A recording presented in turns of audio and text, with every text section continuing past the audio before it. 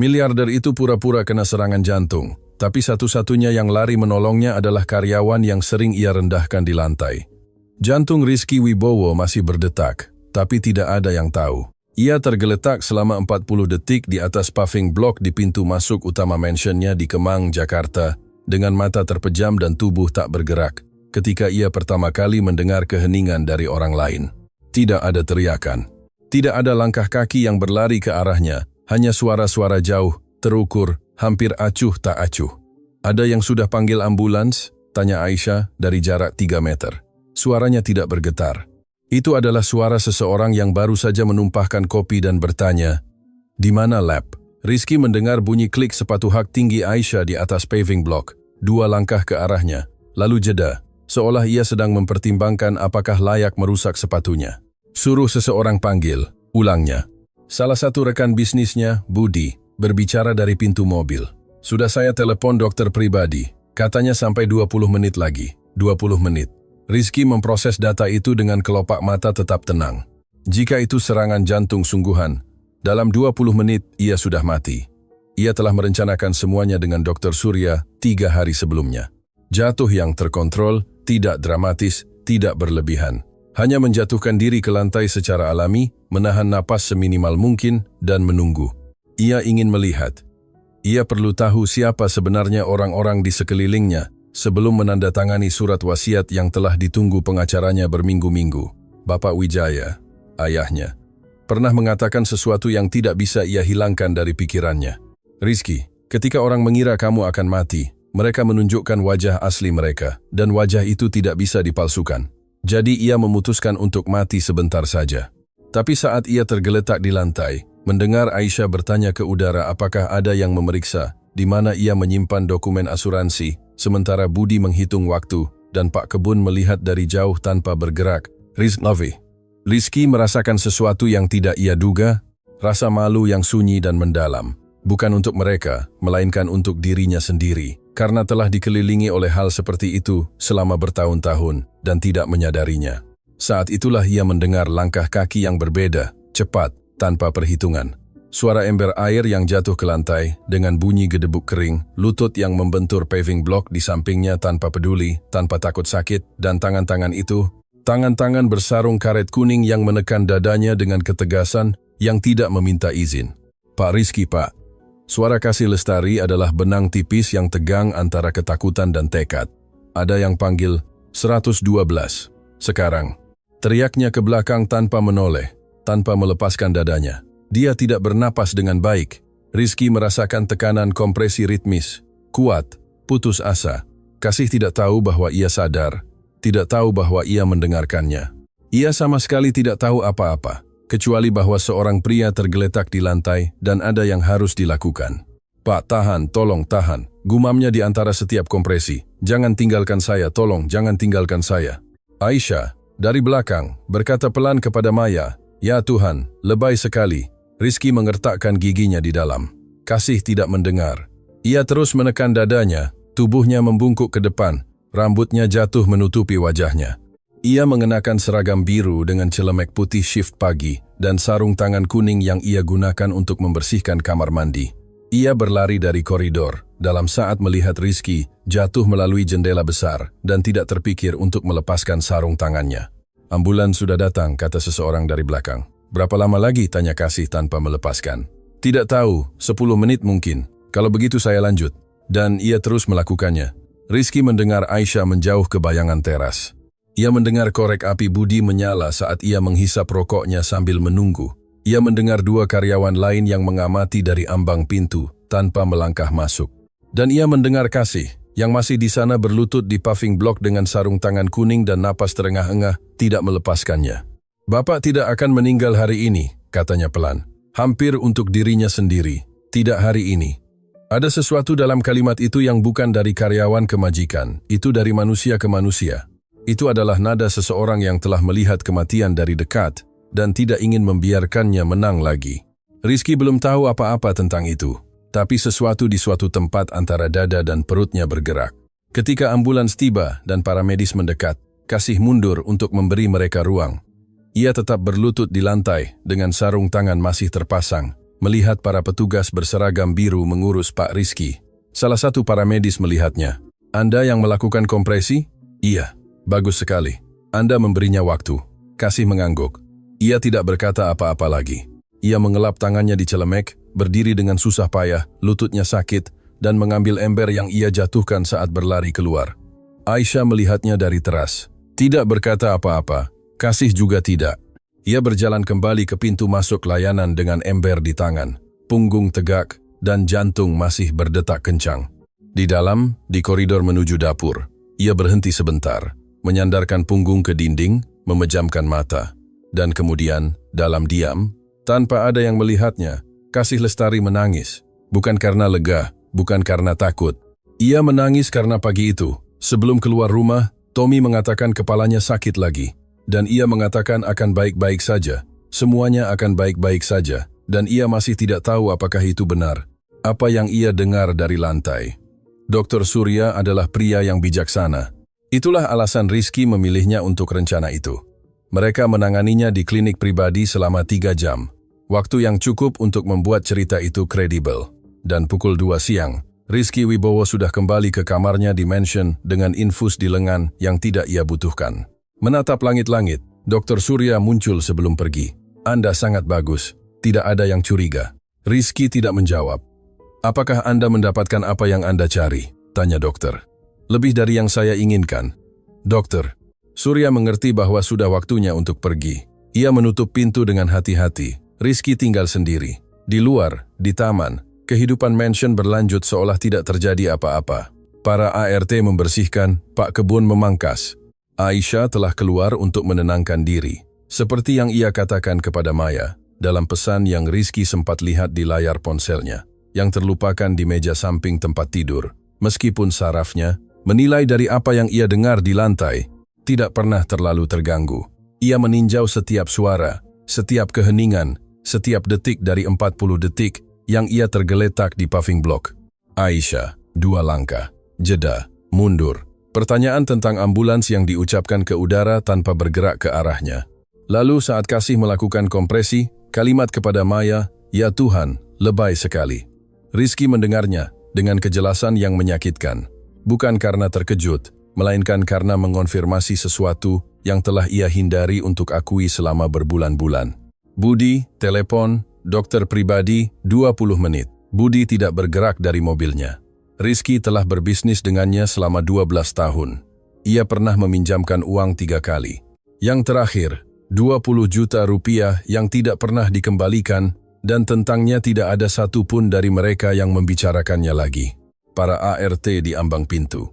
Tidak ada satupun yang melangkah masuk. Mereka melihat seperti melihat kecelakaan di jalan raya, dengan rasa ingin tahu dan lega karena bukan mobil mereka sendiri yang terbalik. Dan kemudian dia. Rizky kembali ke momen itu berulang kali tanpa mencarinya. Lutut membentur paving block, tangan di dadanya. Suara yang menyuruhnya untuk bertahan, untuk tidak meninggalkannya. Kasih Lestari telah bekerja di rumah itu selama 2 tahun 4 bulan. Rizky tahu persis berapa lama karena dialah yang memeriksa kontrak kerja sebelum menandatanganinya.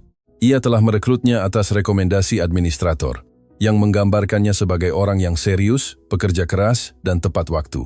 Di atas kertas, ia sempurna. Pada kenyataannya, Rizky hampir tidak pernah memperhatikannya.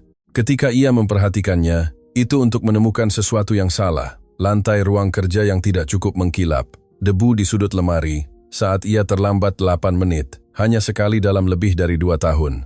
Dan Rizky mengatakan kepadanya di dapur di depan ART lain bahwa jika ia terlambat lagi, ia sendiri yang akan memproses pemotongan gajinya. Ia tidak mengatakan apa-apa, menunduk dan berkata, "Iya Pak." Dan Rizky melanjutkan perjalanannya ke garasi tanpa berpikir 2 kali. Sekarang ia memikirkannya. Ada sesuatu dalam nada bicara Kasih saat ia melakukan kompresi yang tidak sesuai dengan citra yang ia miliki tentangnya. Itu bukan suara ART yang takut kehilangan pekerjaan jika majikan meninggal. Tidak ada perhitungan dalam suara itu. Hanya urgensi, hanya semacam tekad yang tidak dipelajari, yang dimiliki atau tidak dimiliki. Bapak tidak akan meninggal hari ini. Rizky mengulangi kalimat itu dalam hati, karena Kasih peduli. Tidak ada alasan logis, ia tidak baik padanya. Ia tidak kejam secara luar biasa, tapi ia juga tidak adil. Ia acuh tak acuh. yang kadang-kadang lebih buruk. Namun, kasih adalah satu-satunya yang berlari. Ia perlahan-lahan duduk di tempat tidur, mengambil ponsel, menekan nomor Dimas, asisten pribadinya. Saya perlu Anda menyelidiki seseorang secara diam-diam. Nama Kasih Lestari, asisten rumah tangga di rumah ini. Saya ingin tahu segalanya, sejarahnya, keluarganya, mengapa ia bekerja di sini, apakah ia punya utang, apakah ia punya masalah, semuanya. Ada jeda singkat. Apakah terjadi sesuatu? Iya, kata Rizky. Tapi saya belum tahu apa. Ia menutup telepon. Ia terus menatap jendela. Taman itu bermandikan cahaya jingga sore hari Jakarta, yang baginya selalu terasa terlalu sentimental. Jenis cahaya yang mengundang untuk memikirkan hal-hal yang lebih nyaman untuk tidak dipikirkan. Pukul 6 sore, Aisyah muncul. Ia masuk ke kamar dengan ekspresi yang Rizky segera kenali, ekspresi seseorang yang datang ke pertunjukan yang sudah dipersiapkan dengan baik. Ia membawa bunga, mawar putih, yang ia tahu Rizky tidak suka, dan sebuah tas dari apotek berisi barang-barang yang tidak ia minta. Sayang, katanya dengan suara paling lembut. Bagaimana kabarmu? Aku sangat terkejut. Rizky menatapnya. Ia mencari di wajah itu retakan, sisa-sisa apa yang terjadi pagi itu. Ia tidak menemukan apa-apa. Aisyah adalah aktris kelas 1, dan pada saat itu ia mengerti bahwa itulah tepatnya yang telah ia lakukan selama berbulan-bulan. Sebuah akting. Saya baik-baik saja, katanya. Kata dokter itu hanya episode ringan. Syukurlah. Aisyah duduk di tepi tempat tidur, menggenggam tangan Rizky. Jari-jarinya dingin. Aku mengira yang terburuk. Iya, tentu saja. Bagaimana tidak? Rizky mempelajari matanya yang sempurna, khawatir dalam kadar yang tepat, hangat dalam proporsi yang sesuai. Dan apa yang kamu pikirkan saat melihatku tergeletak di lantai? Aisyah berkedip. Aku berpikir kamu bisa mati, Rizky. Bahwa kamu akan mati dan aku akan sendirian. Aisyah sedikit mengernyitkan dahi, jenis kerutan yang tampak seperti kebingungan. Tapi Rizky sudah membacanya sebagai kewaspadaan. Mengapa kamu menanyakan itu seperti itu? Tidak apa-apa, katanya. Saya lelah. Maaf. Aisyah kembali tersenyum. Ia menekan tangan Rizky. Istirahatlah, besok kamu akan lebih baik. Ketika Aisyah keluar, Rizky menghela napas yang telah ia tahan tanpa menyadarinya. Di luar, di suatu tempat di rumah, ia mendengar suara ember yang dikosongkan ke wastafel, langkah kaki ringan di koridor ubin, suara pelan bersenandung nyaris tanpa suara. Kasih, shift sore. Rizky bertanya-tanya apakah ia tahu bahwa ia sadar ketika ia mendengarnya mengatakan agar ia tidak meninggal. Ia bertanya-tanya apakah itu mengubah sesuatu. Ia belum punya jawabannya, tapi Dimas menelepon keesokan paginya dengan laporan. Dan apa yang ia katakan sepenuhnya mengubah pertanyaan-pertanyaan yang Rizky kira ia tanyakan pada dirinya sendiri. Penghinaan yang ia simpan. Kasih Lestari bangun setiap hari pukul 4.40 pagi, bukan karena disiplin, melainkan karena kebiasaan seorang penyintas. Pertama, ia memeriksa Tommy, melihatnya tidur dari pintu kamar yang mereka berbagi di apartemen 2 kamar di permukiman padat di Jakarta Selatan. Satu tempat tidur untuknya, kasur di lantai untuk Kasih. Ia menghitung napasnya. 7 detik. Teratur. Barulah ia membiarkan dirinya bergerak ke dapur. Ia menyiapkan sarapan Tommy sebelum ia bangun. Oatmeal, dengan sedikit gula merah, jika ada dan buah yang dipotong kecil-kecil, karena anak itu kesulitan mengunyah sejak siklus kemoterapi terakhir. Ia meninggalkan semuanya tertutup di meja. Ia menulis catatan. Selalu catatan. Meskipun Tommy berusia 9 tahun dan bisa membaca dengan sempurna, yang berbunyi seperti, Mama sayang kamu, sampai ujung alam semesta. Makan semuanya, hari ini kamu akan baik-baik saja. Lalu ia naik Transjakarta pukul 5.15. Tiba di Mansion Kemang sebelum pukul 6. Tidak pernah terlambat, tidak sekalipun dalam lebih dari 2 tahun. Kecuali pagi Selasa itu ketika Tommy kejang pukul 4 pagi, dan ia membawanya ke UGD rumah sakit. Namun ia tetap datang bekerja pukul 8.16. Terlambat 8 menit, karena ia tidak punya siapa-siapa untuk menitipkannya dan harus menunggu tetangga di lantai 4. 8 menit itu telah menyebabkan ia dipermalukan di depan umum. Pak Rizky telah menunggunya di dapur. Itu sudah aneh. Ia hampir tidak pernah masuk dapur sebelum pukul 9, tapi pagi itu ia berdiri di samping pulau marmer dengan kopi di tangan dan ekspresi khasnya seperti orang yang sudah lama merasa terganggu. Kamu terlambat, Kasih. Itu bukan pertanyaan. Iya, Pak. Saya ada keadaan darurat dengan anak saya. Tidak akan terulang lagi. Itu juga yang dikatakan karyawan terakhir dan sebelumnya. Dan itu terulang. Kasih tidak berkata apa-apa. Ia menjaga pandangannya pada titik tetap antara Pulau dan Pak Rizky. Titik netral yang seseorang pelajari untuk ditemukan ketika ia tidak bisa menatap langsung maupun menundukkan kepala sepenuhnya. Tanpa itu juga menjadi masalah. Jika kamu terlambat lagi, potongan gaji akan langsung diproses. Mengerti? Iya, Pak. Dan jangan hanya mengerti. Tunjukkan itu. Ia berbalik dan keluar dari dapur. Dua karyawan lainnya, Patricia dan Luz Marina, menatap Kasih. Patricia memberi isyarat dengan bibir. Maaf, dan Kasih menggelengkan kepala perlahan. Tidak perlu. Ia sudah belajar bahwa simpati para saksi bisa sama beratnya dengan penghinaan itu sendiri. Terkadang lebih. Itu bukan satu-satunya waktu. 3 bulan sebelumnya, Pak Rizky menemukan gelang emas tipis di meja samping tempat tidur di kamarnya. Gelang yang bukan milik Aisyah, itu ditentukan kemudian, melainkan milik sepupunya yang telah mengunjungi rumah seminggu sebelumnya dan melupakannya tanpa memberitahu siapapun. Tetapi pada saat itu muncul tanpa konteks, kesimpulan pertama Pak Rizky adalah hal lain. Ia memanggil semua ART ke ruang tamu. Rizky Wibowo tidak berteriak, ia tidak pernah berteriak. Itulah yang membuat kata-katanya menyakitkan dengan cara tertentu. Ia mengucapkannya dengan tenang, seperti orang yang menyatakan fakta matematis. Ada perhiasan yang hilang. Jika ada yang tahu sesuatu, inilah saatnya untuk mengatakannya. Hening. Jika ditemukan di antara barang-barang seseorang, prosesnya akan langsung, tanpa diskusi. Matanya menyapu ketiganya. Ia berhenti sedetik lebih lama pada Kasih daripada yang lain. Kasih merasakannya, seperti merasakan hembusan udara dingin dari bawah pintu yang tertutup. Ia tidak mengatakan apa-apa karena tidak ada yang perlu dikatakan. Ia tidak mengambil apa-apa. Ia tidak pernah mengambil apa-apa. Dalam 2 tahun 4 bulan, ia tidak mengambil satu pun peniti pun dari rumah itu yang bukan miliknya. Gelang itu muncul 2 hari kemudian di saku jaket yang ditemukan sepupu Aisyah saat mengepak koper. Aisyah menyebutkannya sekilas saat sarapan, seolah itu detail kecil. Oh, ternyata itu milik Camilla. Jatuh. Pak Rizky tidak mengatakan apa-apa kepada ART setelah itu. Tidak ada permintaan maaf, tidak ada pengakuan. Kehidupan mansion berlanjut, seolah tuduhan diam-diam itu tidak pernah terjadi. Tapi Kasih menyimpannya, bukan dengan dendam. Ia tidak punya waktu untuk dendam. Ia menyimpannya seperti menyimpan hal-hal yang menyakitkan, dan tidak ada gunanya melepaskannya karena orang yang menyakitimu bahkan tidak tahu ia telah melakukannya. Yang tidak dimengerti orang luar, yang tidak dimengerti Dewi, kakaknya, ketika ia berkata, Kasih, berhenti, cari pekerjaan lain, jangan biarkan dirimu diperlakukan seperti itu, adalah bahwa Kasih tidak bisa berhenti. Bukan karena ia tidak punya pilihan secara abstrak, melainkan karena pekerjaan itu, gaji spesifik itu, jadwal spesifik itu, adalah satu-satunya roda gigi yang menjaga mesinnya berjalan.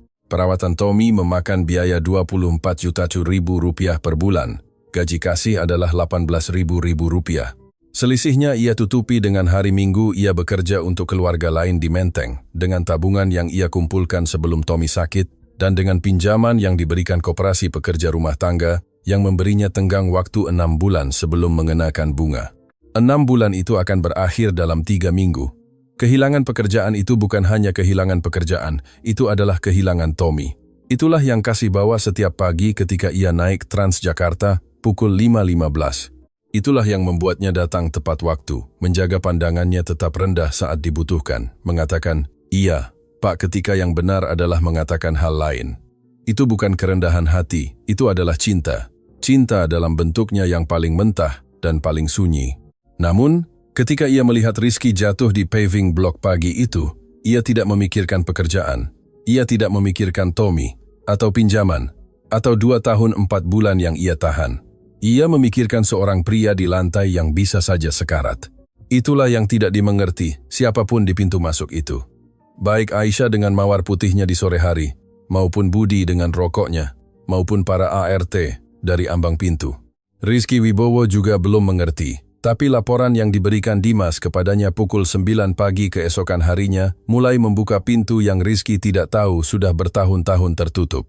Rizky menyelidiki. Dimas sangat teliti. Itu adalah alasan lain mengapa Rizky tetap mendekatnya. Ia masuk ke ruang kerja dengan sebuah map tipis. Itu bukan berkas yang tebal. Itu adalah kehidupan seorang wanita berusia 34 tahun yang tidak punya rahasia besar.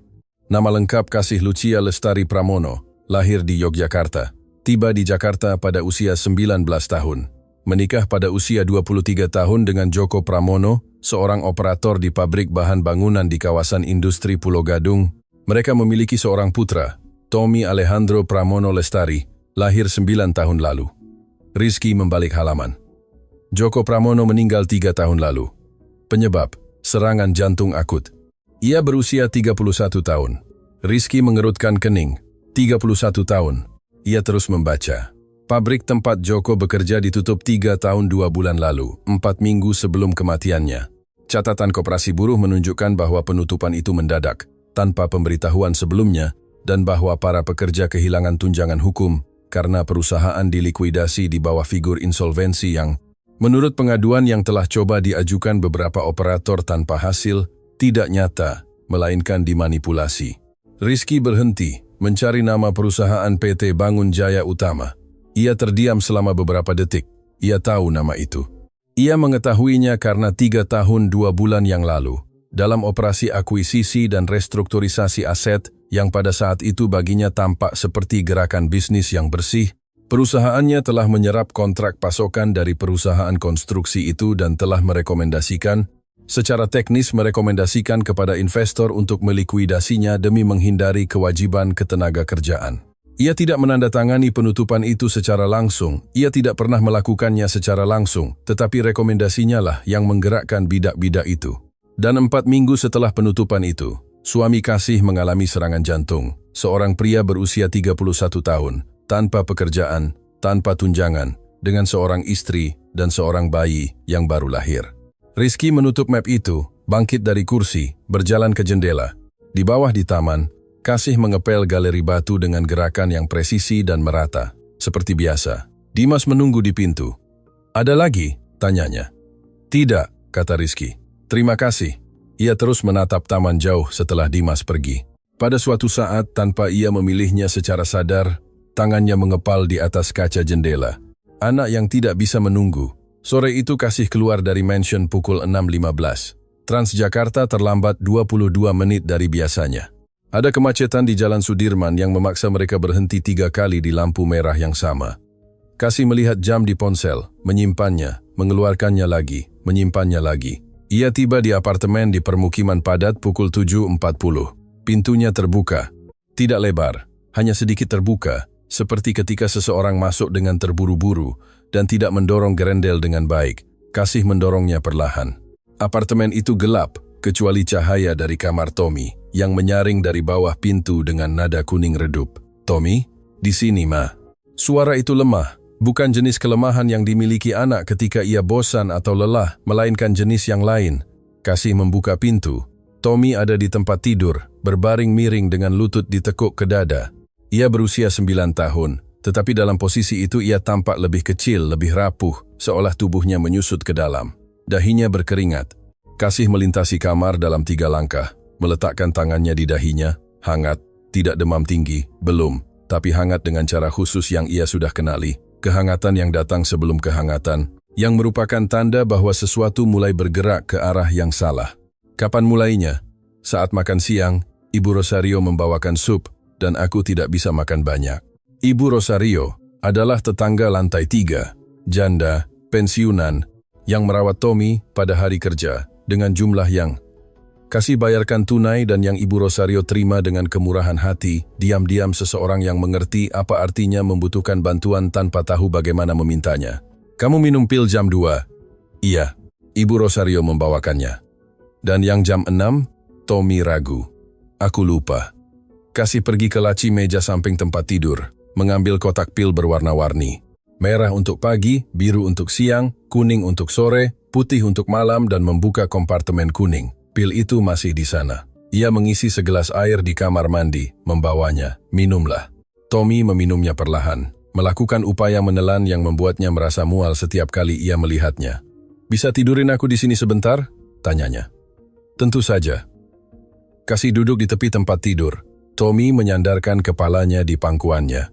Ia membelai rambutnya, tipis, lembut, yang tumbuh dalam 2 bulan terakhir sejak siklus terakhir dengan gerakan lambat dan merata. Bagaimana sekolah? Aku di rumah. Ibu Rosario bilang aku tidak terlihat sehat. Baguslah. Ma, apa? Pak di tempat kerja meninggal? Kasih berhenti sebentar, hanya sebentar. Tidak, sayang. Dia baik-baik saja. Itu hanya kecelakaan, tapi dia baik-baik saja. Ibu Rosario melihat di berita bahwa ambulans datang ke sebuah rumah di Kemang. Itu tempat Mama bekerja, iya, tapi dia sudah baik-baik saja.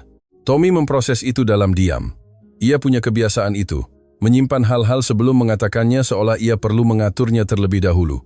Kasih sangat teringat Joko, sehingga terkadang ia merasa sakit melihatnya. Kamu menolongnya. Mama melakukan apa yang Mama bisa sampai para medis datang. Dan dia tahu itu kamu.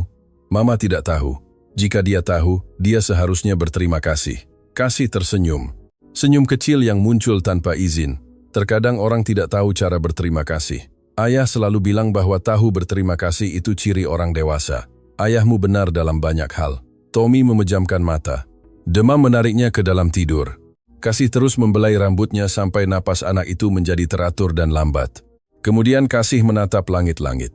Ponsel bergetar di sakunya. Ia mengeluarkannya dengan hati-hati, tanpa menggerakkan lengan yang memegang Tommy. Itu adalah nomor yang ia kenali segera. Rumah Sakit Pondok Indah, onkologi anak. Ia keluar kamar tanpa membuat suara, menutup pintu, mengangkat telepon di koridor. Apakah saya berbicara dengan Kasih Lestari? Iya. Saya menelepon dari bagian penagihan layanan onkologi. Suara itu profesional, tidak dingin, tapi juga tidak hangat. Suara seseorang yang melakukan panggilan semacam itu setiap hari. Kami perlu berbicara dengan Anda mengenai status rekening pasien Tommy Pramono. Kasih menyandarkan punggung ke dinding koridor. Katakan, siklus kemoterapi berikutnya dijadwalkan untuk Selasa depan. Untuk dapat melaksanakannya, kami membutuhkan saldo terutang agar lunas. Saat ini ada utang Rp12.000 yang sesuai dengan siklus sebelumnya dan biaya obat-obatan bulan ini. Saya tahu berapa utang saya, kata Kasih. Suaranya tidak bergetar. Tentu saja, kami hanya memberikan pengingat yang diperlukan. Jika saldo tidak dilunasi sebelum Senin, prosedur hari Selasa harus dijadwalkan ulang. Dijadwalkan ulang? Untuk kapan? Itu tergantung ketersediaan dan status keuangan akun. Bisa 2 minggu, bisa 1 bulan. Kasih memejamkan mata. Dokter yang merawat Dr. Purnomo telah mengatakan kepadanya pada kunjungan terakhir bahwa siklus tidak boleh terputus, bahwa respons Tommy terhadap pengobatan baik, sangat baik, katanya, dengan cara hati-hati yang dimiliki para onkolog untuk memberikan kabar baik, tetapi respons itu tergantung pada kontinuitas. Penundaan 1 bulan bisa berarti kemunduran 3 bulan. Saya akan mendapatkan uangnya, kata Kasih. Untuk hari Senin. Untuk hari Senin. Jeda. Baik. Sudah tercatat. Semoga malam Anda menyenangkan. Telepon ditutup. Kasih tetap di koridor dengan ponsel di tangan. Ia melakukan perhitungan yang telah ia lakukan puluhan kali dalam beberapa minggu terakhir, yang selalu berakhir dengan hasil yang sama, tidak cukup. Gaji 2 mingguan berikutnya tidak akan keluar sampai Jumat, dan itu 9 juta rupiah. Separuh dari gaji sebulan. Sisa tabungannya 3 juta 500. Hari Minggu di Menteng, ia dapat 1.800.000. Total yang tersedia sebelum Senin, 14.300.000, kurang 1.700.000 rupiah. Dalam konteks lain itu sedikit. Dalam konteksnya itu adalah perbedaan antara siklus hari Selasa dan sebulan yang hilang. Ia memikirkan kakaknya Dewi. Dewi tinggal di Bandung. Ia punya 3 anak dan suami, yang bekerja di konstruksi dengan gaji yang pas-pasan. Terakhir kali ia meminjam uang 6 bulan lalu, Dewi mengirim apa yang ia bisa, 500.000 rupiah, dengan pesan yang berbunyi, maafkan saya Kasih, kalau saya bisa lebih, saya kirim lebih. Kasih tidak akan meminta lagi. Ia memikirkan koperasi. Tenggang waktu 6 bulan akan berakhir dalam 3 minggu. Jika ia meminta uang muka sebelum itu, bunga akan langsung berjalan. Ia memikirkan Pak Rizky, bukan sebagai solusi, ia hanya memikirkannya. Ia memikirkan 8 menit, yang karena itu ia dipermalukan di depan ART lain. Tentang gelang itu, dan tatapan yang berhenti lebih lama padanya daripada yang lain. Tentang 4 minggu kerja, yang harus dibayar hari Jumat, dan itu persis 1.720.000 rupiah lebih dari yang ia miliki sekarang. Ia kembali ke kamar Tommy, duduk di tepi tempat tidur, melihatnya tidur, demam masih ada, diam, menunggu. Semuanya akan baik-baik saja, katanya pelan. Itu sama seperti yang ia tulis di catatan pagi. Itu sama seperti yang ia ulangi pada dirinya sendiri setiap malam di kasur lantai. Itu sama seperti yang ia katakan kepada Joko pagi itu saat ia keluar rumah menuju pabrik yang tidak akan lagi membukakan pintu untuknya. Semuanya akan baik-baik saja. Dan Joko pergi dengan kalimat itu terpasang seperti perisai. 3 minggu kemudian ia adalah sebuah peti tertutup di pemakaman selatan. Kasih mematikan lampu kecil di meja samping tempat tidur. Ia tetap duduk dalam gelap di samping anaknya yang bernapas. Menghitung napas itu seolah itu satu-satunya hal nyata di dunia. 7 detik, 8, teratur. Di sisi lain kota, di Mansion Kemang, Rizky Wibowo masih terjaga di depan map tertutup dengan nama perusahaan yang telah ia likuidasi tertulis di suatu tempat dalam ingatannya. Keduanya, tanpa tahu apa yang dibawa satu sama lain. Keduanya, tanpa tahu bahwa jarak di antara mereka semakin kecil, meskipun tidak ada dari mereka yang mencarinya. Konfrontasi. Kamis pagi, Rizky mengatakan kepada Dimas bahwa ia tidak menerima tamu sampai siang. Ia menutup pintu ruang kerja, duduk, menunggu. Pukul 9.50, ia mendengar langkah kaki di koridor. Ia sudah mengenalinya, bukan karena ia mencarinya sebelumnya, melainkan karena dalam 3 hari terakhir ia mulai mendengar hal-hal yang sebelumnya melintas di telinganya tanpa meninggalkan jejak.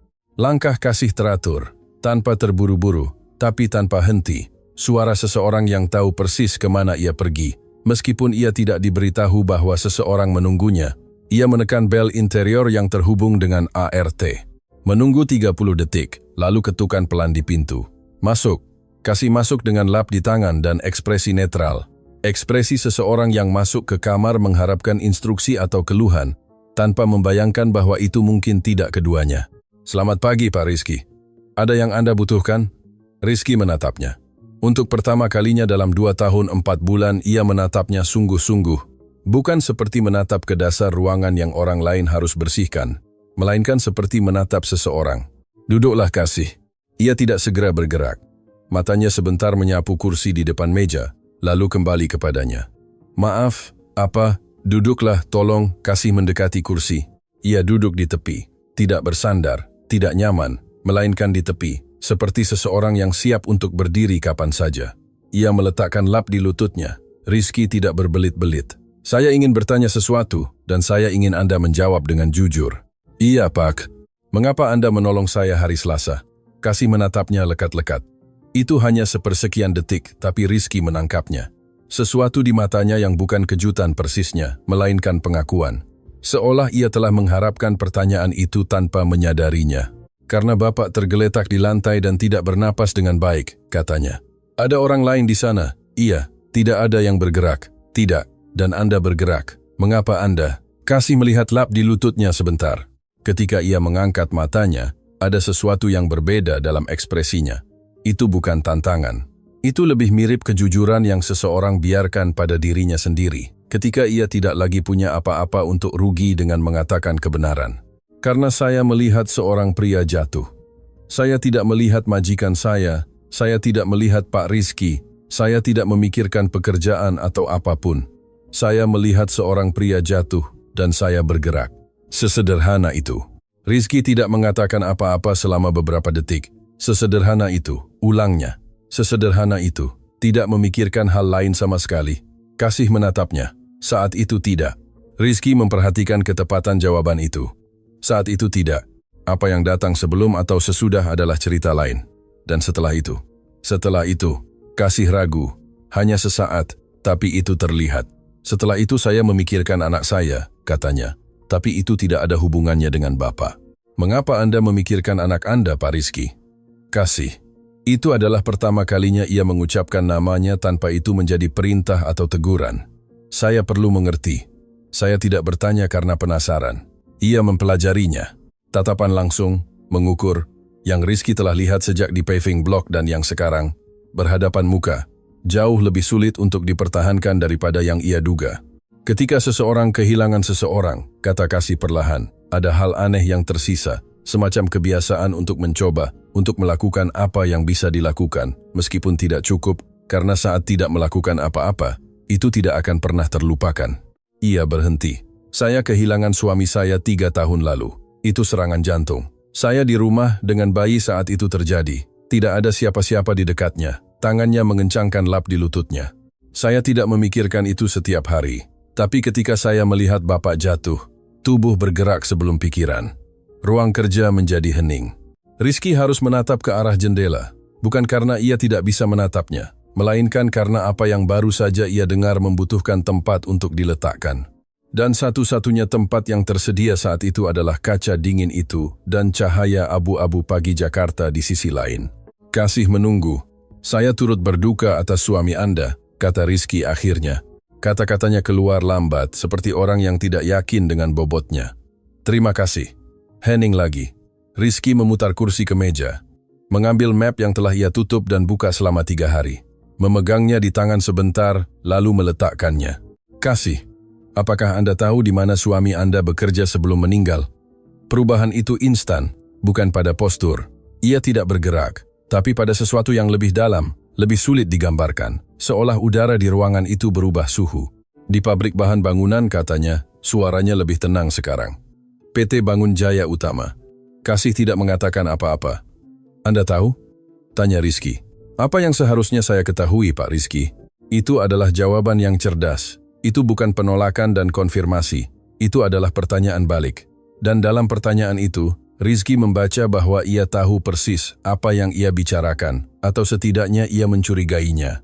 Saya terlibat dalam rangkaian keputusan yang menyebabkan penutupan pabrik itu, kata Rizky.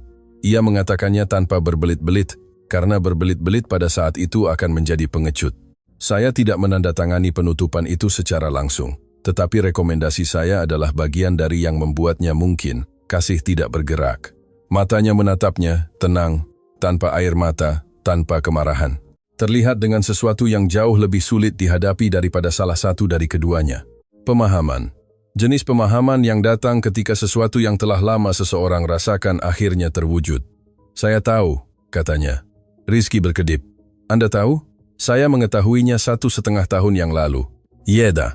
Ketika saya sudah bekerja di sini selama beberapa bulan, salah satu pengacara kelompok pekerja yang mencoba menuntut menelepon saya untuk mengatakan bahwa ia telah menemukan nama perusahaan induknya. Saya mencari. Saya menemukan koneksi dengan kelompok investasi Anda. Jeda lagi yang lebih lama. Saya tetap di sini. Mengapa? Kasih menatapnya langsung. Karena saya membutuhkan pekerjaan. Karena Tommy membutuhkan perawatan.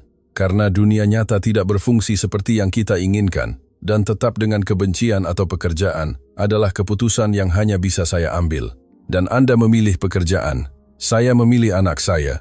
Rizky memegang kalimat itu.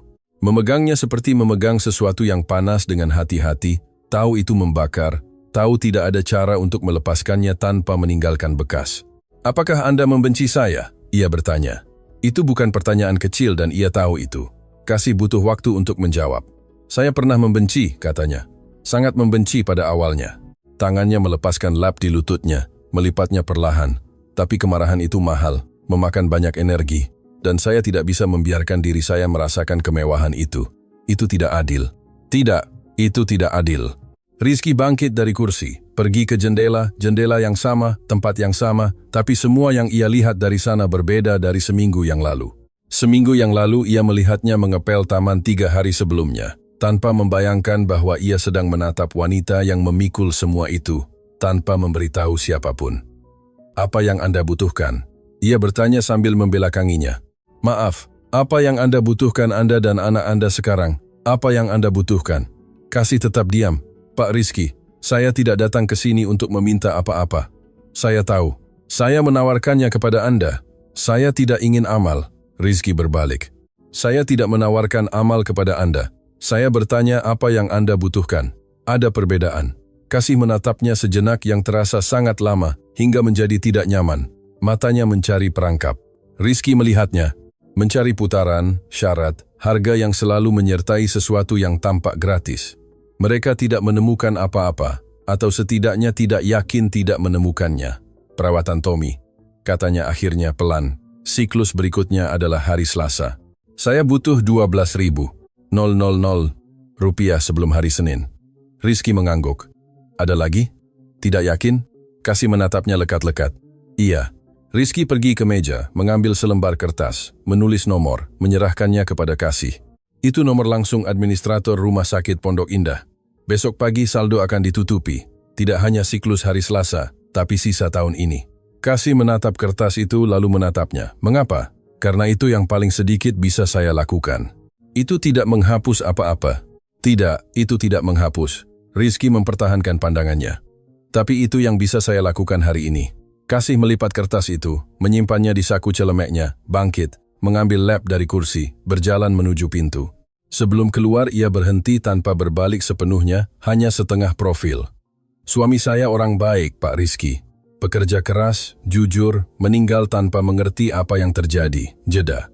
Itu tidak ada harganya. Itu tidak bisa Anda kembalikan kepada saya. Saya tahu, kata Rizky. Kasih keluar. Pintu tertutup dengan lembut. Rizky tinggal sendiri di ruang kerja dengan keheningan dan cahaya abu-abu dan bobot persis dari apa artinya tahu bahwa ia benar. Aisyah tahu ia tahu. Aisyah Pedraza bukan wanita ceroboh, ia justru sebaliknya, seorang wanita yang memperhatikan segalanya, yang memproses detail kecil dengan kecepatan seseorang yang telah belajar bahwa informasi adalah satu-satunya mata uang yang tidak terdepresiasi. Ia telah belajar dari ibunya, yang telah bertahan dari 3 pernikahan dengan filosofi itu, dan telah menyempurnakannya sendiri dalam 10 tahun bergerak di lingkungan di mana uang orang lain adalah pemandangan latar belakang. Rizky Wibowo bukan yang pertama, tetapi ia yang paling penting, dan sejak hari Selasa ada sesuatu dalam dirinya yang berubah. Itu bukan sesuatu yang akan diperhatikan siapapun. Rizky masih tertutup, masih sedikit bicara, masih membalas pesannya dengan kesabaran khasnya yang ia pelajari untuk dibaca sebagai karakter dan bukan ketidakpedulian. Tapi ada sesuatu yang berbeda dalam cara ia memandangnya, atau lebih tepatnya, dalam cara ia berhenti memandangnya dengan perhatian seperti dulu. Kamis pagi, Aisyah turun mencari Maya, yang datang untuk sarapan dengan alasan mengembalikan beberapa buku yang tidak pernah ada. Dan saat ia melintasi koridor sayap studi, ia mendengar suara-suara. Ia berhenti, pintu ruang kerja tertutup, tapi tidak sepenuhnya. 1 sentimeter, mungkin 2. Ia mengenali suara Rizky. Pelan, langsung. Tanpa nada yang ia gunakan dalam rapat bisnis atau nada yang ia gunakan dengannya, sesuatu di antaranya, sesuatu yang belum pernah ia dengar sebelumnya. Lalu suara lainnya, suara Kasih. Aisyah tetap diam di koridor selama 90 detik. Ia tidak mendengar semuanya, suara-suara terlalu pelan. Kata-kata datang terpisah-pisah, tapi ia cukup mendengar. Nama Joko, nama rumah sakit, kata perawatan, dan ia mendengar Rizky berkata, itu yang paling sedikit bisa saya lakukan. Ketika Kasih keluar dari ruang kerja, Aisyah sudah tidak ada di koridor. Ia berada di ruang tamu, duduk di depan meja sarapan, dengan secangkir kopi di tangan dan ekspresi normal yang sempurna. Maya tiba 10 menit kemudian. Apa yang terjadi? Tanyanya begitu ia duduk. Kamu mengirimiku 3 pesan dalam 10 menit. Rizky melakukan sesuatu yang aneh. Jenis aneh apa? Aisyah memutar cangkir di antara jari-jarinya. Dia menyelidiki ART, Kasih. Dia memanggilnya ke ruang kerja pagi ini. Mereka berada di sana lebih dari setengah jam. Maya menatapnya. Yang melakukan resusitasi. Itu. Dan menurutmu apa yang terjadi? Aku belum tahu, tapi dia bilang akan membayar sesuatu dari rumah sakit, sebuah perawatan. Jeda. Rizky tidak melakukan itu. Rizky tidak membayar perawatan karyawan. Rizky bahkan tidak ingat nama karyawan. Maya mengerutkan kening. Menurutmu ada sesuatu di antara mereka? Tidak. Aisyah langsung menolak. Bukan itu, ini hal lain. Sesuatu yang terjadi sebelumnya, sesuatu yang dia tahu dan yang menggerakkannya dengan cara yang tidak aku suka, dan apa yang akan kamu lakukan. Aisyah menyesap kopi. Aku akan mencari tahu dulu, dan jika yang aku ketahui adalah masalah, aku akan menyelesaikannya sebelum menjadi sesuatu yang tidak bisa aku kendalikan. Maya mengenalnya cukup baik untuk tidak bertanya bagaimana. Penyelidikan memakan waktu 2 hari. Aisyah punya sumbernya sendiri. Tidak secanggih Dimas, tapi cukup untuk tujuannya. Seorang sepupu yang bekerja di bagian sumber daya manusia di sebuah klinik yang berafiliasi dengan Rumah Sakit Pondok Indah, mengonfirmasi bahwa seseorang telah menanggung seluruh perawatan setahun untuk seorang anak di bawah umur bernama Tommy Pramono. Pembayaran telah diproses pada Jumat pagi melalui administrasi salah satu perusahaan grup Wibowo. Aisyah membaca informasi itu 2 kali, lalu menelepon Maya. Aku butuh kamu melakukan sesuatu untukku. Salah satu yang tidak disebutkan setelahnya. Maya butuh sedetik. Jenis bantuan apa? Jenis yang menyelesaikan masalah sebelum mereka tumbuh. Rencana itu sederhana. Rencana sederhana adalah yang berhasil. Ada sebuah kotak logam berwarna abu-abu di rumah yang Rizky simpan di lemari ruang kerja di belakang arsip kontrak. Itu bukan rahasia. Aisyah telah melihatnya ketika ia mencari dokumen asuransi mobil tahun sebelumnya. Di dalamnya ada dokumen, sebuah kunci terpisah, dan setumpuk uang tunai yang ia perkirakan antara 8 juta ribu hingga 10 ribu rupiah. Jenis uang tunai yang disimpan orang kaya untuk keperluan tak terduga kecil dan yang di rumah besar bisa berbulan-bulan tanpa ada yang menghitungnya. Sabtu sore, Aisyah menunggu Rizky pergi untuk pertemuannya dengan para pengacara yang dijadwalkan setiap Sabtu terakhir bulan itu dan masuk ke ruang kerja bersama Maya. "Cepat," kata Aisyah. Maya membuka lemari, menemukan kotak itu. Membukanya, tumpukan uang itu ada di sana. Maya mengambil 3 lembar uang 100 ribu rupiah, 300, kupuluh rupiah, dan melipatnya. "Dan sekarang?" tanyanya. "Sekarang kamu letakkan di tempat yang akan mereka temukan." Maya menatapnya. "Aisyah, aku tahu apa yang akan kamu katakan. Ini sangat serius. Jika salah, itu tidak akan salah." Aisyah berbicara dengan tenang. Seseorang yang telah memikirkan setiap langkah. Sore ini Rizky akan memeriksa kotak itu. Dia akan melihat ada uang yang hilang. Kita harus memastikan itu ada di tempat yang hanya kasih yang bisa menyentuhnya. Maya keluar dari ruang kerja dengan 3 lembar uang itu di tangan. Ia pergi ke kamar ART, kamar kecil di belakang yang mereka gunakan untuk menyimpan barang-barang pribadi selama shift. Loker kasih adalah yang paling ujung dengan nama tertulis di selembar pita perekat. Tidak ada gembok. Kasih telah meminta 1 saat awal kontrak dan tidak ada yang memberikannya dan ia tidak pernah menyebutkannya lagi. Maya menyelipkan uang yang terlipat itu di antara bagian dalam tas kasih dan kain luar di ruang tempat seseorang menyimpan barang-barang yang tidak ingin hilang. Ia keluar dari kamar tanpa membuat suara. Aisyah menunggu di koridor. "Sudah," kata Maya. Aisyah mengangguk. Tidak berkata apa-apa lagi. Mereka kembali ke ruang tamu seolah tidak terjadi apa-apa. Minggu malam, Rizky membuka kotak itu. Ia tidak mencari sesuatu yang khusus.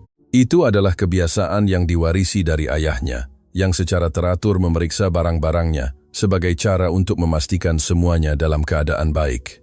Ia menghitung tumpukan uang. 3 lembar hilang. Ia tetap diam di depan lemari. Rizky Wibowo tidak impulsif, tetapi ia juga bukan tipe orang yang mengabaikan apa yang ada di depannya. Malam itu ia tidak mengatakan apa-apa. Senin pagi, sebelum shift dimulai, ia menelepon administrator personalianya, Ibu Sari, dan memintanya untuk memeriksa loker ART. Bukan dengan nada tuduhan, Rizky tidak pernah menuduh langsung jika ia tidak yakin, melainkan dengan alasan inventaris keamanan yang, katanya, direkomendasikan oleh perusahaan asuransi rumah. Ibu Sari adalah wanita berusia 58 tahun, serius dan adil, yang telah menangani staf mansion selama 6 tahun. Ia melakukan pemeriksaan dengan ketiga ART hadir secara teratur, membuka setiap loker dengan pemiliknya masing-masing di sampingnya. Ketika mereka tiba di loker kasih, tasnya tergantung di kait dalam. Ibu Sari membukanya, memeriksa. Ia tidak menemukan apa-apa di saku utama. Ia hendak mengembalikannya kepada kasih ketika ia merasakan sesuatu di antara lapisannya. Ia mengeluarkannya. 3 lembar uang, 100 ribu rupiah yang terlipat. Keheningan di ruangan itu berlangsung persis 4 detik. Kasih menatap uang itu dengan ekspresi yang bukan rasa bersalah, melainkan kebingungan murni. Kebingungan seseorang yang melihat sesuatu yang tidak bisa ia jelaskan karena ia tidak meletakkannya di sana. "Itu bukan milik saya," kata Kasih. Ibu Sari mulai. "Saya bersumpah demi anak saya itu bukan milik saya. Saya tidak tahu bagaimana itu bisa ada di sana." Ibu Sari menatap 2 ART lainnya. Keduanya menatap lantai. Rizky dipanggil ke kamar 5 menit kemudian. Ia masuk, melihat uang di atas loker, melihat Kasih berdiri dengan tangan bersatu di depan tubuhnya dengan postur seseorang yang telah belajar seumur hidup untuk bertahan ketika tanah bergerak. Mata mereka bertemu dan Rizky Wibowo, yang pada saat itu memiliki semua bukti yang dibutuhkan seorang pria yang masuk akal untuk membuat keputusan cepat, merasakan sesuatu yang sudah bertahun-tahun tidak ia rasakan dalam situasi bisnis atau situasi lainnya. Ia ragu, perangkap dan keruntuhan. Rizky menatap uang itu untuk waktu yang bagi semua orang di ruangan itu terasa terlalu lama. Ibu Sari menunggu. ART lain tidak mengangkat mata. Kasih tetap berdiri dengan tangan bersatu. dengan ketenangan khasnya, yang bukan penyerahan diri, melainkan lebih mirip martabat yang tersisa pada seseorang ketika ia tidak punya apa-apa lagi selain itu. "Ibu Sari," kata Rizky akhirnya, "tinggalkan kami sendiri, tolong." "Pak Rizky, protokol menunjukkan bahwa dalam kasus seperti ini, saya tahu apa yang ditunjukkan protokol, tinggalkan kami sendiri." Ibu Sari keluar. 2 ART lainnya keluar di belakangnya. Pintu tertutup. Rizky menatap Kasih. "Kapan terakhir kali Anda membuka tas itu?" "Pagi ini untuk menyimpan ponsel saya saat saya masuk, dan sebelumnya Jumat sore saat saya keluar. Saya menggunakannya setiap hari, Pak Rizky." "Apakah ada orang lain yang mengakses barang-barang Anda akhir pekan ini?" Kasih menatapnya langsung. "Akhir pekan ini saya tidak bekerja. Sabtu dan Minggu saya di rumah dengan Tommy. Loker itu ada gemboknya. Jeda singkat, terlalu singkat untuk polos." "Tidak. Mengapa tidak? Saya minta 1 saat awal. Tidak pernah datang, saya tidak meminta lagi." Rizky memproses itu dalam diam. Dengan caranya menyerap informasi yang bagi orang asing tampak dingin, dan yang sebenarnya adalah satu-satunya mekanisme yang ia temukan agar tidak bertindak sebelum berpikir. Ia berjalan menuju pintu, membukanya. "Ibu Sari?" Administrator itu mengintip dari koridor. "Ada kamera di kamar loker?" Ibu Sari ragu. "Tidak, Pak. Kamar itu selalu dianggap area pribadi staf. Tidak pernah dipasang kamera di dalamnya." "Dan di koridor yang menuju kamar itu?" "Iya. Kamera koridor selatan mencakup pintu masuknya. Saya butuh rekaman Sabtu sore, dari jam 2 sampai jam 6. Ibu Sari mengangguk dan pergi. Rizky kembali masuk ke kamar, mengambil 3 lembar uang dari atas loker, menyimpannya di saku jasnya. "Tidak akan terjadi apa-apa untuk saat ini," katanya. "Jangan anggap ini sebagai pembebasan atau hukuman. Saya sedang memeriksa." Kasih menatapnya. "Pak Rizky, saya tidak mengambil uang itu. Saya tahu." Itu adalah 2 kata yang diucapkan tanpa ragu, tanpa nada hati-hati seseorang yang mencoba diplomatis. Dengan kesederhanaan seseorang yang telah mencapai kesimpulan dan tidak perlu meyakinkan orang lain. Kasih berkedip. "Anda tahu?" "Iya." "Lalu, mengapa?" "Karena saya perlu tahu siapa yang meletakkannya di sana. Dan untuk itu saya butuh waktu dan rekaman." Ia berhenti. "Lakukan shift Anda seperti biasa. Jangan katakan apa-apa kepada siapapun." Kasih mengangguk. Rizky keluar dari kamar loker dan berjalan di koridor dengan langkah yang dari luar tampak seperti biasa, lurus, yakin, tanpa terburu-buru. Tetapi di dalamnya ia membawa kepastian yang telah mengendap di dadanya dengan bobot spesifik dari hal-hal yang seseorang tahu, tapi belum bisa dibuktikan. Ia tahu siapa yang meletakkan uang itu. Ia mengetahuinya dengan kejelasan yang sama seperti ia tahu bahwa serangan jantung itu palsu dan bahwa Aisyah tidak bergerak dari teras. Yang belum ia ketahui adalah kedalaman pasti dari apa yang Aisyah mampu lakukan, dan itulah yang perlu ia lihat sebelum bertindak. Rekaman koridor selatan, tiba pukul 3 sore. Dimas memeriksanya. Pertama ia menelepon Rizky ke ruang kerja dan menunjukkan layarnya tanpa mengucapkan sepatah kata pun. Saat itu pukul 4.17 sore hari Sabtu. Kamera koridor selatan menunjukkan gambar diam, tanpa suara, hitam putih, sedikit berbutir. Kualitasnya tidak sempurna, tapi cukup. Pukul 4.17, Maya Fuentes masuk ke koridor membawa sesuatu yang tidak jelas teridentifikasi oleh kamera. 43 detik kemudian ia keluar dari koridor dengan tangan kosong. Rizky melihat layar selama beberapa detik. "Maya di sini hari Sabtu. Dia datang jam 2. Katanya mau mengembalikan beberapa buku. Dia keluar jam 5. Dia di rumah 3 jam. Dengan siapa? Dengan Nona Aisyah." Rizky bersandar di kursi, memejamkan mata, membukanya.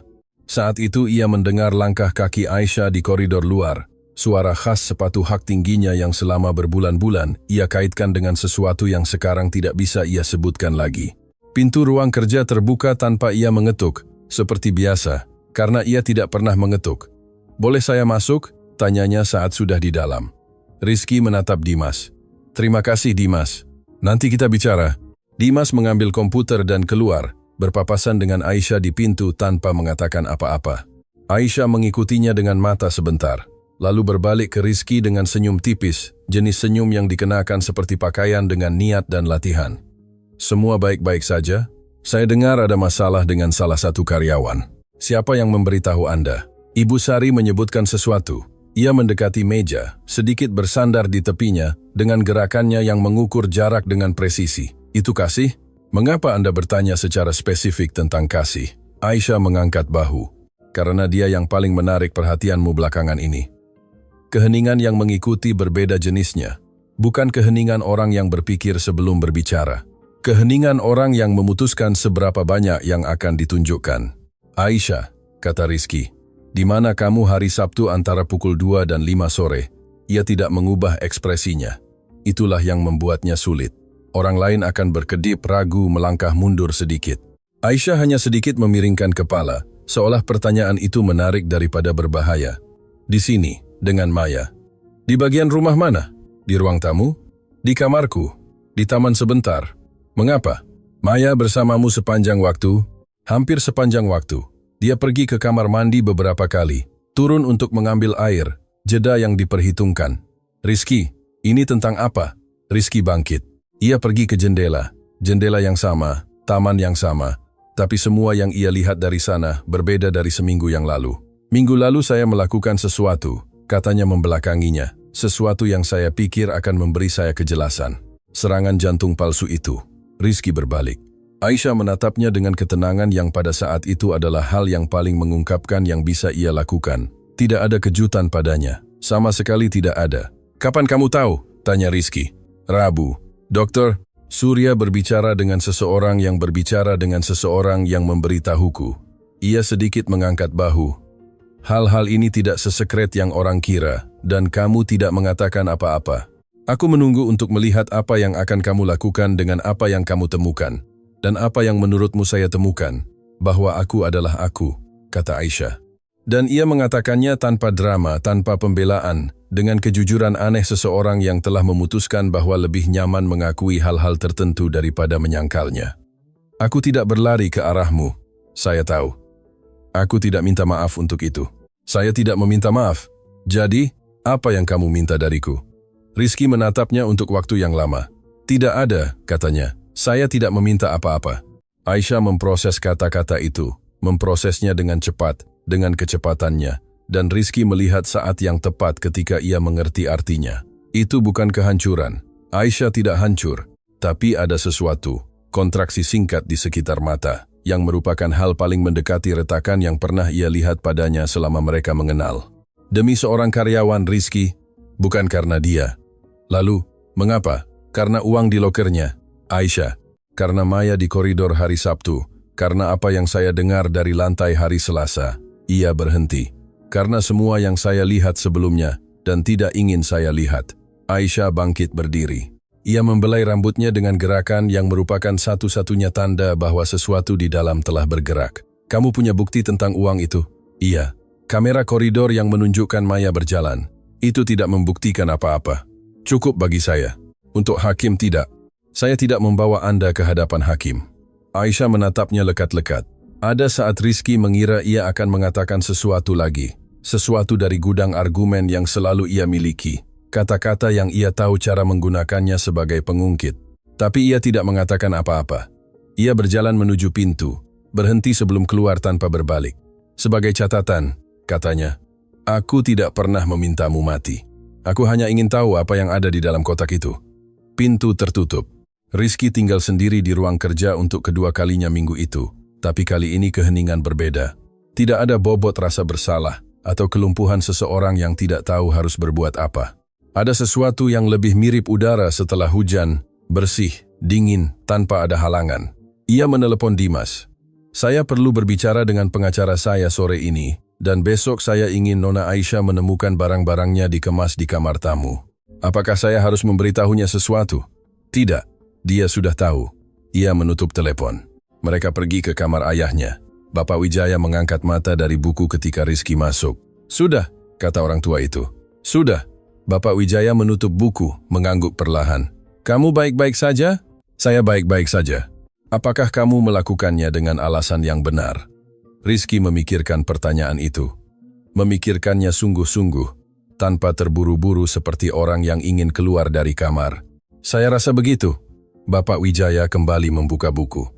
Kalau begitu, itu baik-baik saja. Rizky tetap duduk di kursi di depan ayahnya.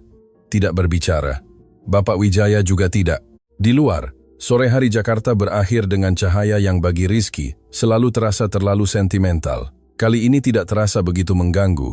Apa yang diketahui ayah? Bapak Wijaya Wibowo sudah bertahun-tahun tidak tidur nyenyak.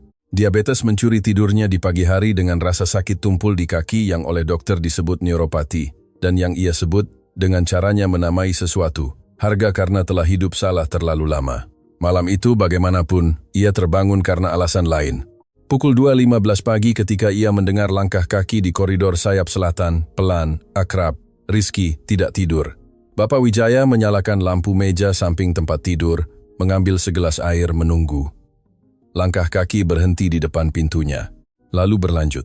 Rizky tidak masuk malam itu, tapi Bapak Wijaya tahu bahwa ada sesuatu yang mulai bergerak dalam pikiran anaknya, dan bahwa terkadang hal-hal membutuhkan dorongan terakhir yang tidak datang dari luar, melainkan dari bobot apa yang seseorang pikul sendiri.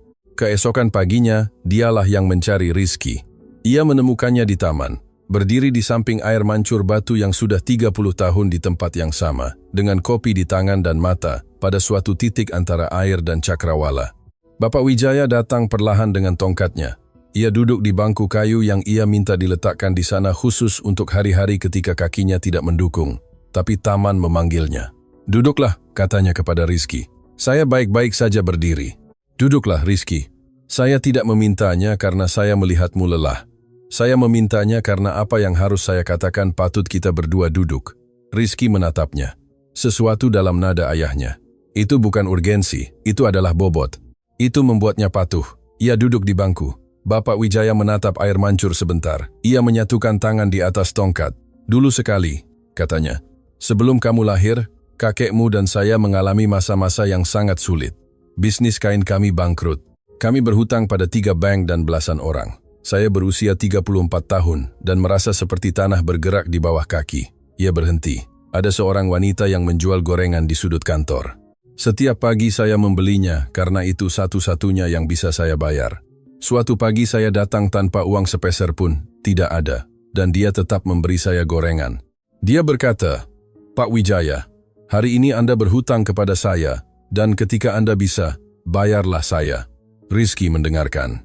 Wanita itu bernama Lucia Pedraza, dan saya tidak pernah menagihnya gorengan itu karena saat bisnis kami membaik, dia sudah meninggal. Kanker, cepat.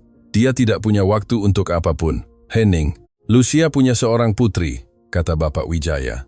"Seorang gadis sekitar 12,13 tahun yang terkadang membantunya di warung. Seorang gadis pendiam, serius, dengan mata besar seperti orang yang belajar mengamati, karena mengamati adalah satu-satunya hal yang tidak bisa diambil dari dia." Rizky merasakan sesuatu di dadanya, gerakan lambat. Seperti ketika seseorang mengenali akhir dari sebuah cerita yang tidak ia tahu telah ia dengarkan sejak awal. "Kasih," kata Bapak Wijaya.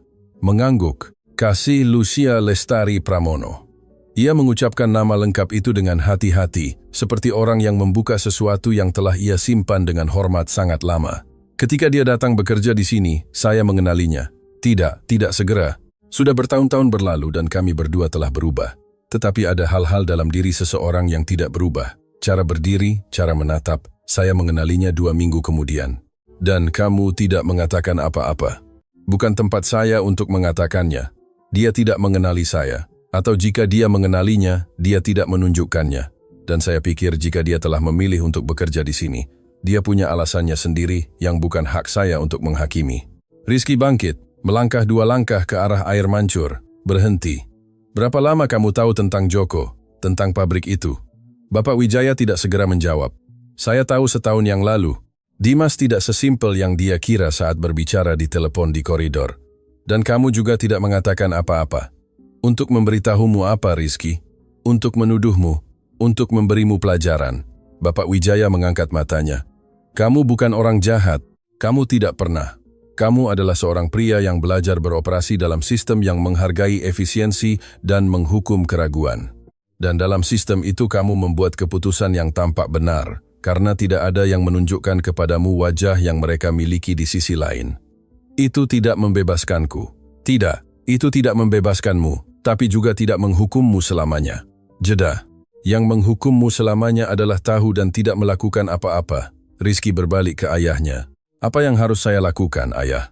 Itu adalah pertama kalinya dalam bertahun-tahun Rizky Wibowo menanyakan pertanyaan itu kepada seseorang dengan nada seperti itu, dengan keterbukaan seperti itu. Bapak Wijaya menatapnya dengan sesuatu yang bukan persis kebanggaan atau persis kesedihan, melainkan campuran keduanya yang hanya ada pada orang tua yang telah hidup cukup lama untuk memahami bahwa anak-anak tidak terbentuk dalam keberhasilan, melainkan dalam saat-saat mereka hancur dan memilih bagaimana untuk berdiri lagi. Keluarga ini sudah berhutang nyawa pada wanita itu sekali, katanya. Ibunya memberiku makan ketika saya tidak punya. Dan dia menyelamatkanmu ketika tidak ada orang lain yang bergerak. Ia mempertahankan pandangan pada anaknya. Kamu tidak berhutang uang, Rizky. Kamu berhutang kehormatan. Dan kehormatan tidak dibayar dengan transfer bank. Itu dibayar dengan menatap matanya dan mengatakan kebenaran sepenuhnya. Bukan bagian yang nyaman, kebenaran sepenuhnya. Rizky mendengarkan kata-kata itu dan membiarkannya masuk tanpa filter. Di luar di balik taman, Jakarta memulai paginya dengan suara bising kota yang tidak pernah berhenti sepenuhnya. Dan di suatu tempat di kota itu, di apartemen 2 kamar di permukiman padat, seorang anak berusia 9 tahun dengan rambut tipis dan mata besar ibunya sedang bangun untuk kemo hari Selasa. Bapak Wijaya mengulurkan tangannya. Rizky mengambilnya. Mereka tidak mengatakan apa-apa lagi. Terkadang itu tidak perlu. Yang jatuh dan yang bangkit. Hari Selasa tiba dengan hujan. Gerimis halus Jakarta yang tidak membasahi sekaligus, melainkan masuk melalui tepi, melalui leher, melalui jahitan pakaian, sampai seseorang menyadari bahwa ia basah kuyup tanpa merasakan saat persisnya itu terjadi. Kasih tiba di mansion pukul 6.05.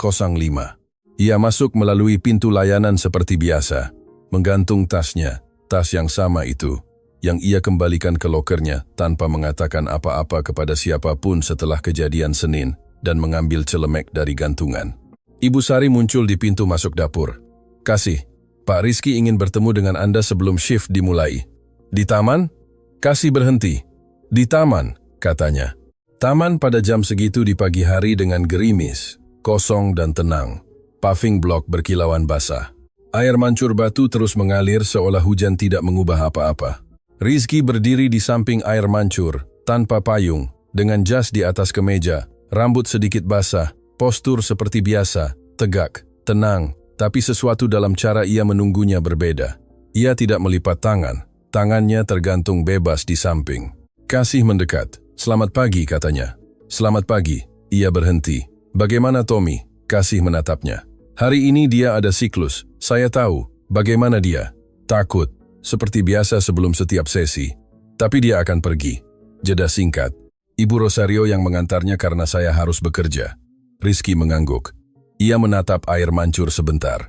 Saya ingin meminta sesuatu, katanya. Dan saya ingin Anda tahu bahwa ini bukan perintah atau syarat kerja. Ini pertanyaan. Dan jawabannya sepenuhnya milik Anda. Kasih menunggu. Bolehkah saya ikut bersamanya hari ini? Keheningan yang mengikuti memiliki tekstur khusus. Itu bukan keheningan kejutan atau keheningan ketidakpercayaan. Itu adalah keheningan seseorang yang menerima sesuatu yang tidak ia harapkan dan membutuhkan waktu sejenak untuk tahu di mana harus menempatkannya. Anda ingin pergi ke kemo, Tommy? Iya. Mengapa? Rizky menatapnya langsung. Karena itulah yang harus saya lakukan. Bukan sebagai majikan, bukan sebagai kompensasi, sebagai pribadi. Kasih mempelajarinya, tatapannya yang mengukur, mencari perangkap. Kali ini juga ia tidak menemukannya. Tommy tidak tahu siapa Anda, katanya akhirnya. Dia tidak harus tahu hari ini. Dia tidak suka orang asing melihatnya di rumah sakit. Mengerti, saya bisa menunggu di luar. Kasih menatap air mancur. Gerimis terus turun, halus dan konstan. Dan pekerjaan?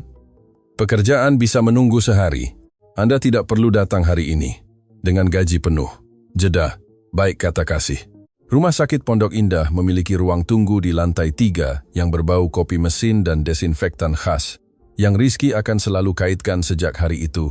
Dengan suara langkah-langkah pendek seorang anak berusia 9 tahun yang berjalan, menuju sebuah ruangan yang tidak ia suka, tetapi ia tetap pergi, karena ibunya mengatakan kepadanya bahwa setiap kali sebuah siklus selesai, berarti satu siklus berkurang. Rizky tetap di ruang tunggu. Kasih masuk bersama Tommy. Dari luar, melalui kaca pintu yang sedikit terbuka, Rizky melihat saat perawat memasang infus pada anak itu. Melihat bagaimana Tommy menggenggam tangan ibunya. Melihat bagaimana Kasih tidak mengalihkan pandangan darinya. Berbicara kepadanya dengan suara pelan dengan senyum yang sepenuhnya nyata terlepas dari semua yang dipikul wanita itu. Rizky menatap kaca itu untuk waktu yang lama. Lalu ia turun ke kafetaria, memesan 2 kopi dan salah satu jus kotak yang lebih banyak gula daripada buah dan kembali ke ruang tunggu.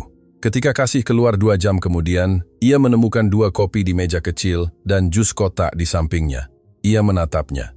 Lalu menatap Rizky. Jus itu untuk Tommy, kata Rizky, untuk ketika dia keluar. Jika dia suka stroberi, jika tidak, kita buang saja. Kasih mengambil kopi, duduk. Mereka diam sebentar tanpa bicara. Itu bukan keheningan yang tidak nyaman. Itu adalah keheningan 2 orang yang sudah mengatakan hal yang paling sulit dan sedang belajar, bahwa ada juga kemungkinan untuk sekadar ada. Ayah saya menceritakan tentang ibu Anda, kata Rizky. Akhirnya, Kasih memegang cangkir dengan kedua tangan. Kapan dia tahu? Katanya dia mengenali Anda 2 minggu setelah Anda datang. Saya mengenalinya. Yeda. Dia membeli gorengan dari ibu saya selama bertahun-tahun. Dia adalah salah satu dari sedikit yang selalu membayar tepat waktu. Ketika ibu saya sakit, dia mengirim keranjang belanjaan. Saya tidak tahu apakah dia mengingatnya, Anda tidak tahu. Tetapi jika saya mengatakannya kepadanya, dia akan mengingatnya. Kasih mengangguk perlahan. Dia orang baik. Ayah Anda. Rizky melihat kopi. Dia masih seperti itu.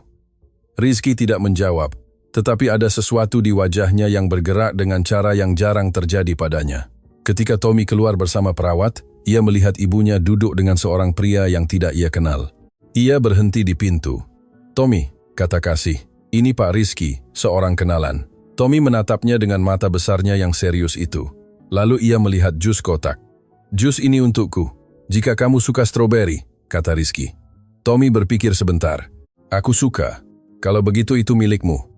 Tommy mengambil jus, duduk di samping ibunya. Rizky memperhatikan betapa kurusnya ia, betapa jelas terlihat kelelahan dalam cara ia bersandar di bahu Kasih. Tapi ia juga memperhatikan hal lain, bahwa anak itu, meskipun begitu, memiliki sesuatu di matanya yang bukan pasrah. Itu adalah kehadiran. Kehadiran yang tenang dan nyata yang mengingatkannya, tanpa ia bisa menjelaskan mengapa, pada ayahnya sendiri, yang berusia 71 tahun. Mereka keluar bersama dari rumah sakit pukul 11.30 di trotoar. Di bawah gerimis yang terus turun, Rizky berhenti di depan Kasih. Saya ingin mengatakan sesuatu, katanya. Dan saya ingin mengatakannya dengan benar, bukan seperti yang saya coba di ruang kerja minggu lalu. Kasih menatapnya. Rizky tidak mencari kata-kata yang elegan. Kata-kata yang elegan adalah untuk pidato dan kontrak. Ini salah satu dari itu. Apa yang terjadi pada suami Anda sebagian adalah konsekuensi dari keputusan yang saya ambil, tidak secara langsung, tetapi tidak langsung. Dan Anda hidup 2 tahun 4 bulan di rumah saya memikul itu, tanpa memberitahu saya, tanpa menggunakannya sebagai senjata, tanpa meminta apapun selain gaji yang Anda dapatkan. Ia berhenti. Itu berbicara tentang Anda, bukan tentang saya. Dan saya ingin Anda tahu bahwa, apa yang saya lakukan sekarang bukan untuk merasa lebih baik, itu karena itu yang benar dan karena saya berhutang kepada Anda. Kasih mendengarkannya tanpa menyela.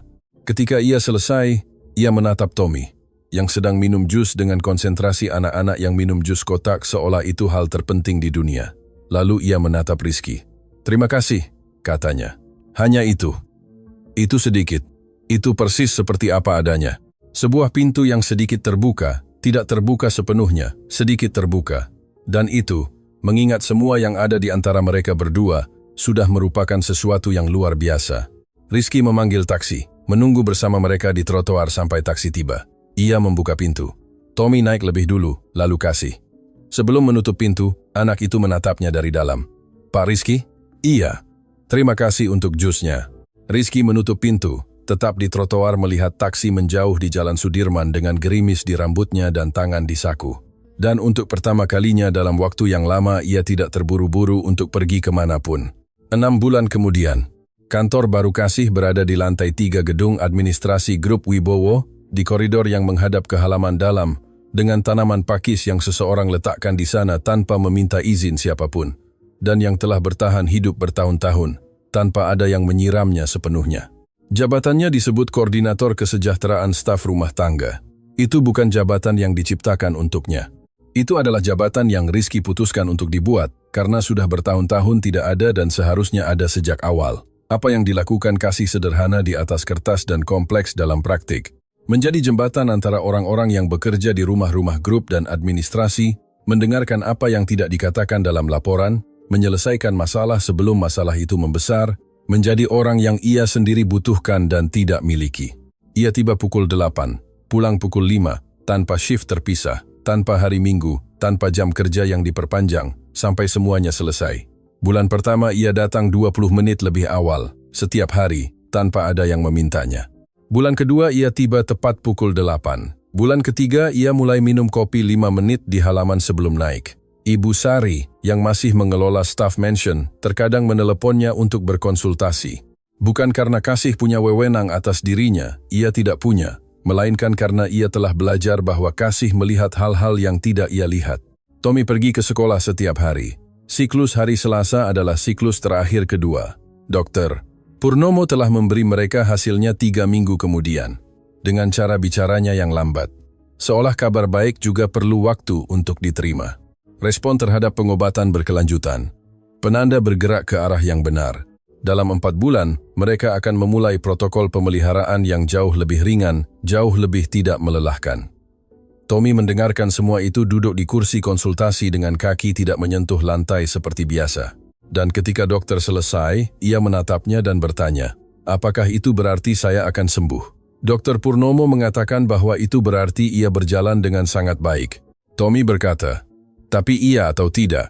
Dan dokter, yang telah 20 tahun di onkologi anak dan telah belajar untuk tidak menjanjikan apa yang tidak bisa dijamin oleh obat-obatan, menatap anak berusia 9 tahun itu dengan mata besar dan serius dan berkata, iya.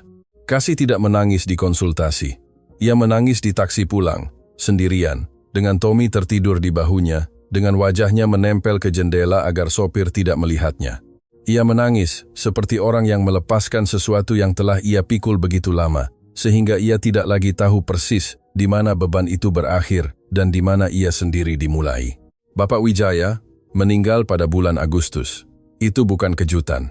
Ia sendiri telah mengatakannya 3 minggu sebelumnya, dengan kejernihan pikirannya yang tidak berkompromi. Rizky, tubuh saya memberitahu saya, dan saya bukan tipe orang yang mengabaikan peringatan. Ia meninggal di tempat tidurnya di pagi hari, dengan kaki yang tidak lagi sakit dan buku yang selalu ada di meja samping tempat tidur. Rizky bersamanya malam sebelumnya. Mereka berbicara tentang hal-hal kecil, tentang taman, tentang pakis di halaman kantor yang Bapak Wijaya sendiri letakkan bertahun-tahun lalu tanpa meminta izin siapapun, tentang resep soto yang dibuat ibunya Rizky setiap hari Minggu, dan yang tidak ada satupun dari mereka yang pernah makan dengan rasa yang sama dimanapun. Sebelum Rizky bangkit untuk pergi, Bapak Wijaya menahannya di pergelangan tangan. Kamu baik-baik saja? Tanyanya. Bukan sebagai salam, melainkan sebagai pertanyaan sungguhan. Saya lebih baik, kata Rizky. Bapak Wijaya melepaskannya, memejamkan mata. Itu sudah cukup. Hari ketika Rizky pergi ke pemakaman, ia membawa bunga tanpa nama, bukan mawar, bukan anyelir, beberapa bunga liar yang ia beli di warung pinggir jalan, karena baginya lebih jujur daripada bunga toko. Ia meletakkannya di atas nisan ayahnya. Ia berdiri sebentar tanpa mengatakan apa-apa. Ia bukan orang yang banyak bicara, bahkan dalam keintiman. Lalu ia pergi ke bagian lain pemakaman. Butuh 20 menit untuk menemukan nisan Joko Pramono. Itu adalah nisan sederhana, tanpa marmer, dengan nama terukir timbul dan tanggal yang Rizky sudah hafal di luar kepala. Seseorang telah meletakkan bunga-bunga baru, buket kecil, sedikit miring karena bobotnya. Kasih telah berada di sana hari itu juga. Rizky tidak meletakkan bunga. Ia tidak punya apa-apa untuk mengisi ruang yang bukan miliknya. Ia hanya berdiri sebentar dengan tangan di saku menatap nama itu. Lalu ia berkata pelan, tanpa akting, tanpa ada yang mendengarnya.